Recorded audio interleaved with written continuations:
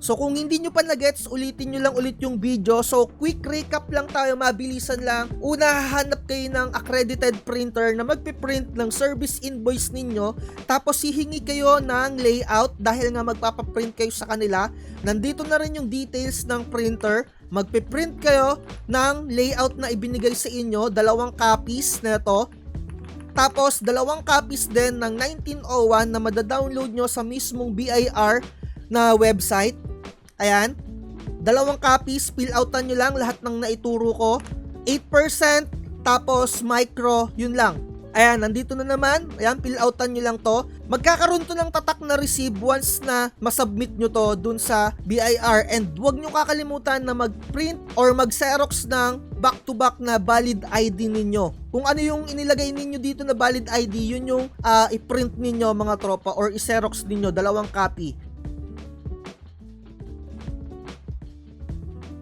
And bibigyan na kayo ng authority to print kapag ka na-submit nyo na yon. So etong authority to print na to, 2 page to, isasubmit nyo to or ibibigay nyo to dun sa printer. Kasama ng ATP, ibibigay rin sa'yo yung 2303 na which is eto naman yung isasubmit mo kay Lazada. So once na makuha mo na nga yung ATP at yung 2303 kay BIR, kapag napag-submit ka na ng 1901 ng mga nabanggit ko, pwede ka nang umalis doon. Direkta ka na sa printer para maibigay mo na yung ATP at magpa-print ka na.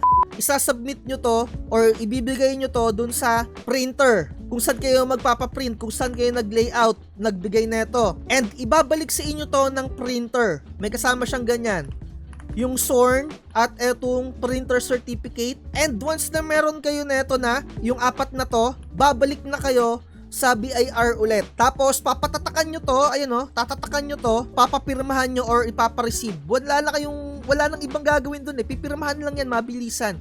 2 copy rin neto ipopotocopy nyo to. Huwag kayong magpapapotocopy doon kasi mahal. Parang 20 pesos or 15 or 10. And syempre kung may printer kayo sa bahay, mas maganda na may dala na talaga kayo. So ayun lang, sa next part ng video natin, ituturo ko naman kung ano yung next na gagawin para isasubmit naman natin etong BIR registration natin. Eto mga tropa sa unang araw, ibibigay na kagad sa inyo yung 2303. Ganito yung itsura niyan, ayan.